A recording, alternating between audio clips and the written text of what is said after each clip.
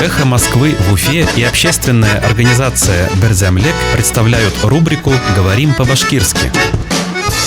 Носочки. Оюкбаш. Надеть носочки. Оюкбаш кыйыу.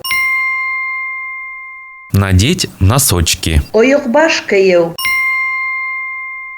Глава Башкирии порекомендовал жителям надеть носочки до включения отопления. Башкортостан башлыгы йылы биргенге тиклем халыкка оюкбаш кийерге тәкъдим иткән.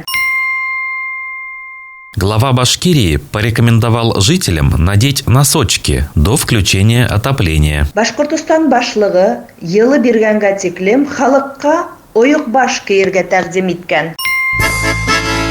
«Эхо Москвы» в Уфе и общественная организация «Берзямлек» представляют рубрику «Говорим по-башкирски».